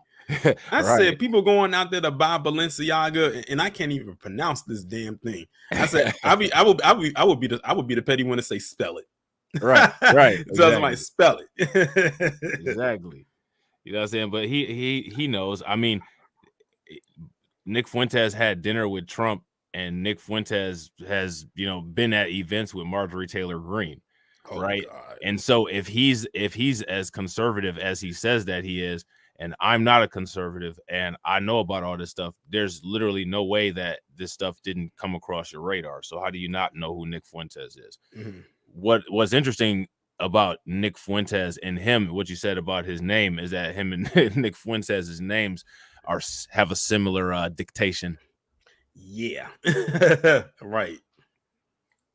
Nor do I care. Like, really, I just don't get as triggered by that type of stuff anymore, because I've learned so much about the history of racism, the history of slavery, the history of America. And one of the things I know for certain is that sensitivity we have to that shit. And I'm not saying you're not supposed to not give a fuck about it. You're supposed to give a fuck about it, right? But the sensitivity we have to it, to where, if something is done, we just flip the fuck out without thinking about it. That's been so. Hold on real quick. So check this out, right?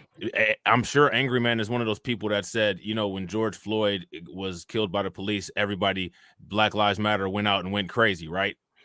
Now, what was going on during that, right?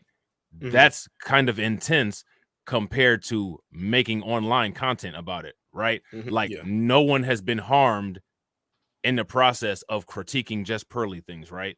So he's saying that you should care about it, but you shouldn't flip out about it. And people do care about it, and literally no one has flipped out about it except for him. Mm-hmm. None of his callers have yelled and cursed at him. He's literally actually been the only one who's literally flipped out. Exactly. And speaking of the sensitivity thing, what he's saying to us in this aspect, would he tell that to them folks? Because we know what they'll do if they even get a sliver of them thinking that you're being anti-Semitic. Look at what they did to Kanye West. JP Morgan shut his whole bank account down. Yep. Nike cut ties with him, and that cutting ties with him lost him his billionaire status. Yep. Right now they're going through it because they're trying to get back in because they're trying to sell the rest of those Yeezys, and they're struggling right now. I mean, they're across the bear. But like I said in my last video about Kanye West, I said I drew the line in the sand when he said that he watched 21 Jump Street and Jonah Hill's performance made him realize that he didn't hate those individuals. I said the bar is low. And I said, that's it. I said, I'm drawing my line in the sand and I'm leaving it right there. Look.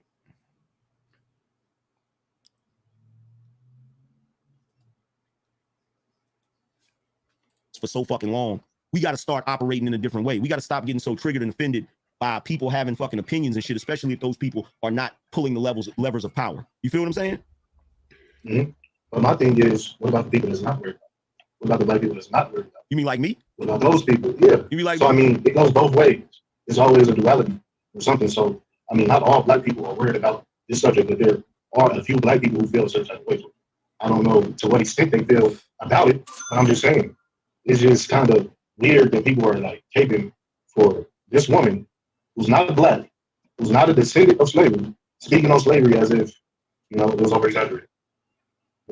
Like I said, that's all I'm about to say. I'm about to drop off. Now look at that. Now hold on, before Andrew Murphy, I thought you said you was done, but you're not. Shout out to you for the 1999 super chat. He said, Torian, you got to understand it's a system. Oh, I already know. I'm well aware. I'm very well aware that it is a system, for sure, definitely. But shout out to you for the super chat. Now, I don't know if Rob, I don't know if you picked up on what just happened right here, right before I read the super chat. But this guy right here, he said his name is on the screen, says CP. He pretty much checked Angry Man right there. Now look at how he responded. I got to run it back just a little bit. Yeah, run it back a little bit. So you can see how he did or did not respond. This woman who's not black, who's not a descendant of slavery, speaking on slavery as if, you know, it was over exaggerated. Hey, like I said, I'm not the same. I'm about to drop off. I appreciate you. He says this white woman who is not a descendant of slaves speaking of slavery like she knows about it, and he just kind of brushes it off. Shout out to Sean from the shop for the super chat. She said he's a south of the Bordarian that needs a relax that needs a relaxer. What's going on? Grant, she said 49. He said, didn't AM help you when you first started your channel? Actually, no. Grinch. I started my channel in 2016 as far as really putting my stuff out there. Actually, my original channel started when I was in college, and then I just left it alone, and then I started doing my own content in 2016, at the beginning of 2016. Now, here go my thing, right? Like, whatever, as far as that goes, this is a critique of a difference of opinion, right? According to Angry Man, people are allowed to have freedom of speech. That's what you guys advocate for. So if you advocate for freedom of speech, and like Angry Man said, not flipping out, Torian hasn't screamed at anybody. Torian hasn't yelled at anybody. We're reviewing a video, and we disagree with the stance. Whether somebody was helped out or not, I'm sure everybody has had disagreements, right? I'm pretty sure Kevin Samuels and him kind of talked back and forth. I'm pretty sure there was some disagreements there. Is that okay? Right. And Grinchy sent another $4.99 super chat. He said, y'all are entitled to your opinion. You're right. And so is he. But guess what? We're going to critique it.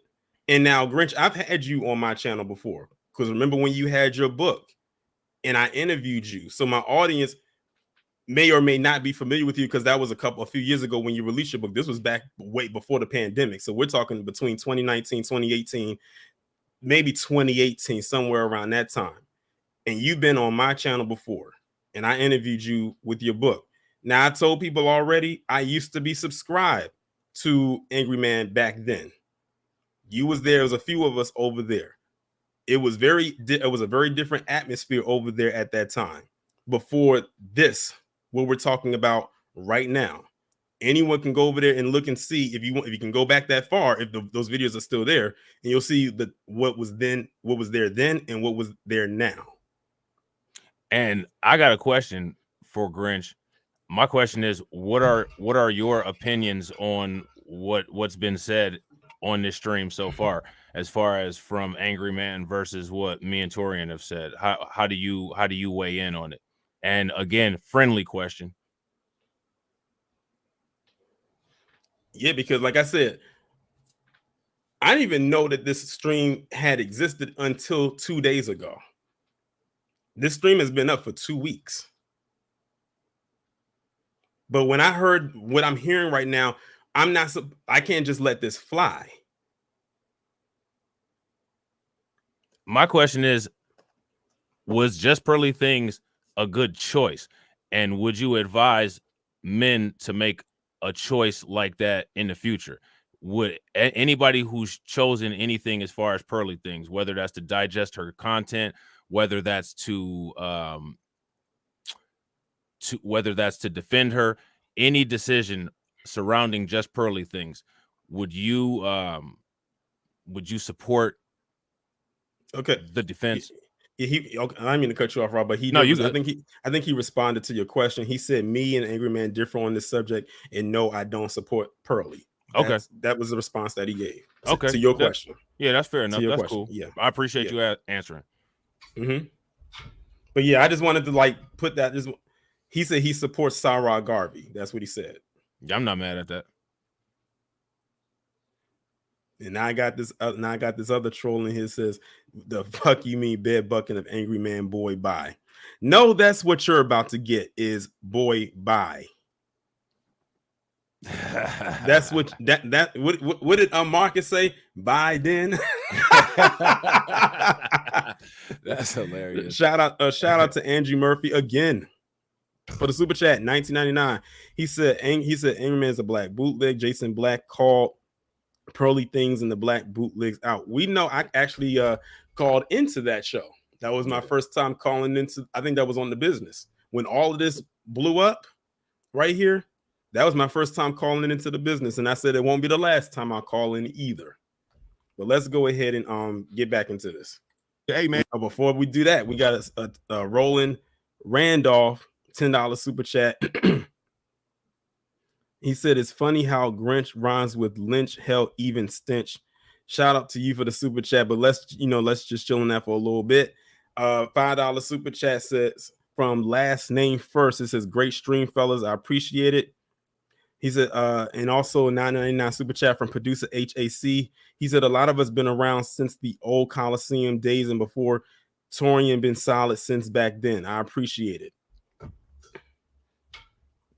Like I said, I have no problem saying that I used to be subscribed to Angry Man back then. And when he's talking about the Coliseum, that's something that another user by the name of BGS had every Saturday, and it would be these long streams that would start on Saturday night and sometimes just run all of for hours into the morning. But yeah, I definitely had this channel up and running for a while, for a very, very long time. This is what, channel number 4? Damn, is it? Yes, I think this is channel number 4. And the crazy part about it is I almost lost this channel. Almost as soon as I started it, they was on my ass heavy. But I pretty much have mellowed out since then. Shout out to Auntie again for the $4.99. She says, "Why do these guys cape for the dish pan water heifers? Miss Ann don't love you." Appreciate it.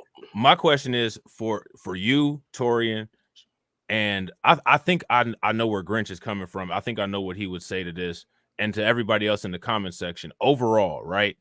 From somebody looking from the outside looking in, what kind of look does this give?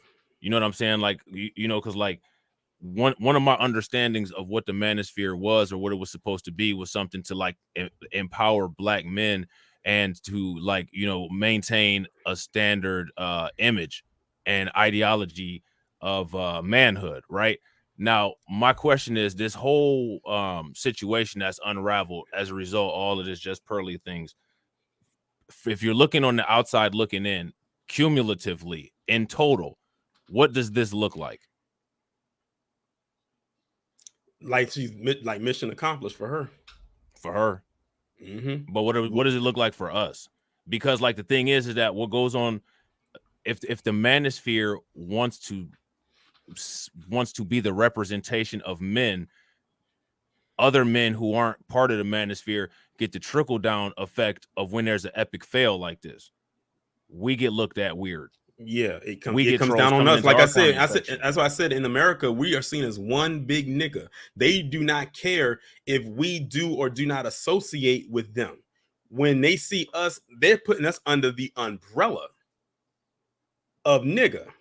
Right. They don't care from what sector you are, what your status is, or anything like that, where you live, what kind of car you drive, or anything like that. If they can find something to pinpoint onto you, they're going to stick it to you. And like, let me address one other comment in here when they was, talking about Grinch. I said, yeah, just like I said, chill on Grinch in the chat. He's just over it because he wants to defend. He just wants to defend what's going on a little bit right here. But let's not turn this into a whole back and forth thing in the chat, because I'm trying to keep this as focused on what we're talking about here as possible. Yeah, and he entitled to his opinion, you know what I'm saying? And I don't think he he's not coming in. He asked a question. He was just asking a question. He's not coming over to troll. Yeah. And like my bad, Tori, I didn't mean to cut you off, but like again, like Angry Man, if you ask me, shouldn't be the end all be all when people say manosphere, assign the way that Angry Man is to everybody in the manosphere. Because like I said, I got some cats that I'm cool with that's in the manosphere and they don't rock with what's going on. But the problem is when certain people have the loudest mic, you get that trickle down effect. It's the same thing as those cats that's not part of this that are in the manosphere are getting the trickle down effect. By proxy, us as black men are getting that trickle down effect too. Mm-hmm. Exactly. But let's go ahead and get back into this. And don't be doing that no more. Like spitting some shit out and bouncing, bro. Come on, man. That's some, you gotta hold it down, bro. Right, Appreciate you. All right, man. This nigga gonna say some shit and dip. Look, I know he got smoke for me. What's going on, Beans?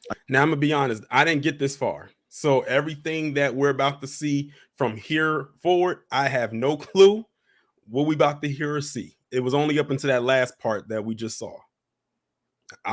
Rob, I don't know how far you gotten, if you've even gotten this far. You didn't get this far either? Okay. All right. I know you got smoke for me. Come on with it, bro. What make you think I got smoke? Because you got that look on your face like you got smoke. Nah. Maybe it's just a Chicago thing. That's a fact. Nah, I had smoke for Buddy. Oh, my bad. You wanted to holler at him. Yeah. I think hey, Joe Torian, you see how Angry Man racially profiled that dude and said he had smoke, and actually he coming on there to back Angry Man up. I didn't even catch that. Yeah. I didn't catch that. Nothing like a true conservative, you know what I'm saying?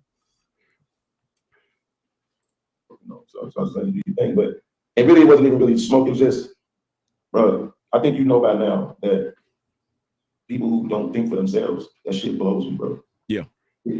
Like, I don't even care if we disagree. If the position that you take, I can hear from the words that you're saying that you thought about this, and this is just a decision that you came up with for yourself, I can appreciate. Right? But it's different when I know you just talking. Yeah. Right? Because when you said that he wants to silence her, that's what made me hit the link. Because he like, no, I didn't say silence her. Nigga, you literally just said she shouldn't be talking about. Which means silence, right? Silencing her. Yeah. That's literally what that is. You're saying that a person shouldn't have the space to talk about certain things. You're saying you want to silence that person, and he back down there too. You want me to pull him up? Hell yeah. What's going on, man? Bro, do you not understand that when you say that a person, when you're trying to take the right from a person to speak about a specific subject, that is equivalent to silencing them? You're right. You got a point. My thing is why she's speaking on the subject that she's thinking about. Maybe she should have a debate on the subject. Maybe that. But you know what I mean by she shouldn't speak on something. He wasn't necessarily doing it in the sense of wanting to silence her. It's the fact that she was about to spread propaganda. Right. That's the thing. That's what we are trying to get through these thick skulls. Right. Like These thick, hollow skulls. Like you are putting out propaganda. Right. And we are trying to stop you from doing it. That's not silencing you. Besides, she has all the privilege in the world. Ain't nobody trying to like really silence her like that. Not with the defense shields they're throwing up. They using technology that's stronger than vibranium protecting this woman. Yeah, it's just bizarre. Because my thing is this: them folks, and y'all in the chat know who them folks is. If you spread propaganda about them, they gonna come out and go at you for weeks. Then they gonna send a rabbi to you to do your decleansing, your training, like they did with Nick Cannon and Whoopi Goldberg.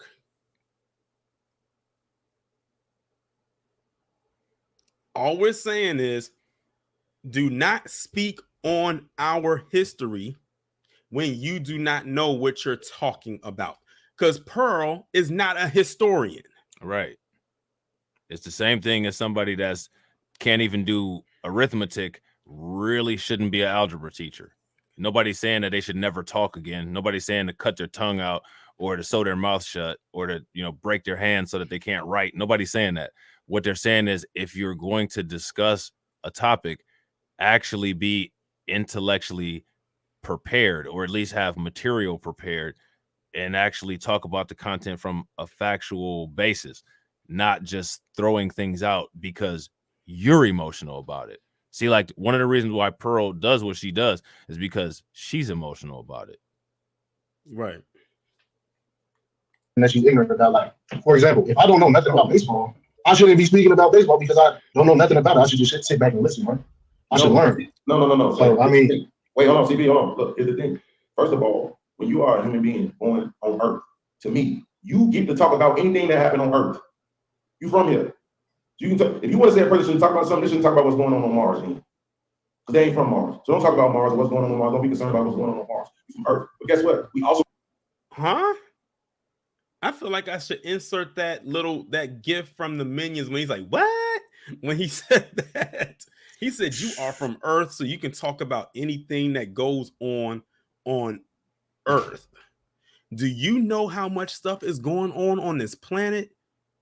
Right. That we don't know about. So if I don't know about something going on overseas right now, I should just speak on it because I live on Earth. Do you know when the last time was I got an update about current events on the ocean floor? Probably around the same time that I learned that there was about the last active volcano in Hawaii. What a coincidence. Exactly. Right. Exactly. Right. From this universe, which Mars is in this universe. So we give a fuck about what's going on Mars too. Bro, that makes you ignorant to the subject. So what? Bro, there's no point. Listen, I'm ignorant to investing. I did not know what the S&P 500 was until last year. You know why I found out about it? Because I was talking about investing. I was on the platform with my ignorant ass talking about that shit, and I found out some shit. That's how you learn. You learn by talking about it. People don't know what you don't know, right? But at the same time, what you're saying is that, this is why it's disingenuous, because what you're saying is that she shouldn't talk about something that she's ignorant to. She probably got just as much information as you do, because all this shit is secondhand. No. Why do you say no? No. I'm a descendant of, bro. I'm gonna tell you why. Me and her come from two completely different backgrounds. I'm an actual descendant of slavery. We actually have Bibles from my great granddad with our last name on it. Like, bro, like we know our history when it comes to that. So I mean, we don't come from the same background. Let me ask you this. And here's the thing: she's putting stuff out there that she doesn't know about, like it's fact. Exactly. She's putting out something that, like I said, we most likely know where she pulled it from.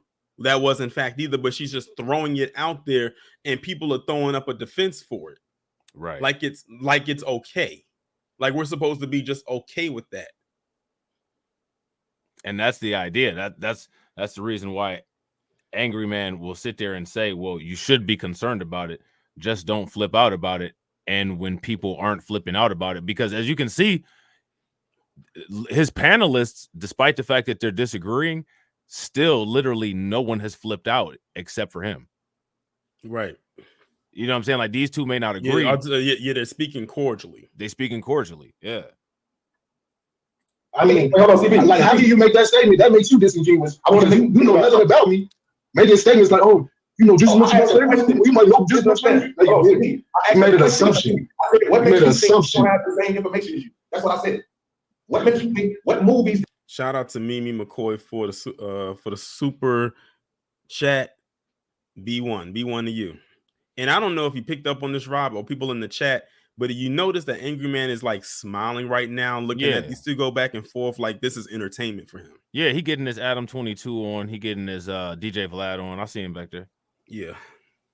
Did you see that she couldn't have seen? What books did you read that she couldn't have read? What makes you think that you have more information about slavery than she does? Hold on, but watch this though. Let me give you something. I just told you. Okay, you did. So let me give you something to think about. Who can tell the story of slavery better? Please pay attention.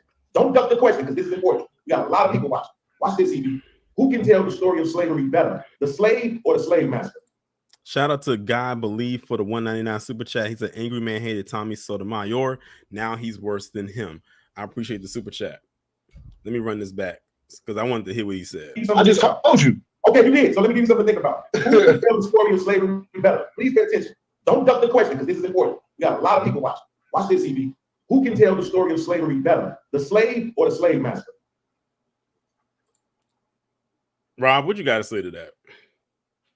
I just want to know how he knows who can tell the story better. The slave or the slave master, considering neither one of them are alive. Right. And considering that fact that he doesn't draw that experience from any experience that he's ever had in his life, like how does he have the answer to that question that he's gonna use to rebut whatever it is that CB is gonna say? Yeah. So well, let me ask you this. I'm gonna ask you this question real quick, Torian. Who got the better experience, a spider or a bear? The bear. How do you know? I see what you did there. I see what you did. I see what you did there. Okay, I see exactly what you did there. Because how would I know? I'm not a bear or a spider. Okay, right. Yeah, I don't live amongst either creature to know. I've never spun any webs or swatted any fish. Right, exactly. So yeah, I see what you did. I see exactly what you did. You got me. But see, I see exactly what you did. That's what he's about to do, to somehow try to prove some kind of point with some argument that he doesn't even have any kind of validating information about. Yeah. I don't know. That's even it. But my thing is how do you know that her family were actually slave owners? The same way I know yours was enslaved. Exactly. So you don't know. And I don't care. My thing is exactly. So I don't know and I don't care. So you think that her family passed down stories about being slave owners? Oh, CP, you got to understand what I'm That's even worse. The position that you're taking is that she's ignorant about slavery, which is a disingenuous position because she didn't discuss slavery. She discussed the movie. Yep. She did discuss slavery. She didn't. She put slavery in reference to the movie. Now, podcast. Hold on. And then she talked about a lot more. Hold on, CP. Let's not get to that. Hold on, CP. Now, I'm about to get it out of it. Now, Beans, let me ask you this question, bro. You saw the clip, right? Yeah. Now, correct me if I'm wrong, because this is what I heard, and I know you're super perceptive. You pay attention to every little detail, like I do. What I heard was when she was talking about the little hat people situation, and she said, and the dude said he thinks some of it is. If he pays attention to every detail, how does he not know who Nick Fuentes is? Right. My thing is this: I would have been, before he listened to whatever it is that she said, I would have been trying to figure out who was she talking to. Because if you didn't know who that was, like if you genuinely did not know who Nick Fuentes was, like before that day that you made this video, the stream, I would have paused it right quick to find out who this is, or look to someone in my chat and said, chat, who is this guy? Right. Then looked him up to see who he was, to see what he was all about. Then that would have made you realize, hold on, why is this woman talking about slavery with a self-admitted white supremacist? Right. Mind you, who didn't bring it up. He didn't bring it up. He was talking about something completely different. Right. She brought it up. Right. On a platform where talking about that subject matter isn't even her niche. She's supposed to be talking about relationships. Right. It was like, this kind of sounds like, and then she paused. She was like, I'm gonna get in trouble for this. But then she went ahead and said it. She said, it's kind of like the slavery thing where on the movie Roots, the guy that made Roots said he wanted to create a myth, blah, blah, blah. So what I took from that is she was saying that the propaganda that was put out about slavery was intentionally embellished to make slavery look worse than what it was. But she also put the disclaimer, I'm not saying it wasn't horrible. So in my mind, how is it propaganda if the producer says this isn't an accurate depiction? You know, like, you know, if I'm making propaganda, like usually there's no disclaimer with it. Propaganda is I'm giving you a message and this message has a hidden message. When it comes to Roots, he says, here's a movie I made about slavery. Disclaimer, it's not 100% accurate. How is that propaganda? Right. And not This only this is coming from the guy that said that we don't know what embellish means.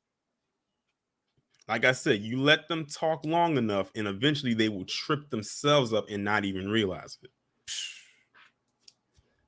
Saying that slavery happened or that slavery was horrible. She's saying that they took something that was already bad and they made it worse for the purpose of pulling on black people's emotional heartstrings to try to control them. That's what I took from that. Is that what you got from that? Yes. Right. So for me, the simple version is this: the dude embellished or exaggerated his story on slavery in the movie Roots, and that is compared to what you're saying, what the other guy was saying. Yeah. Right.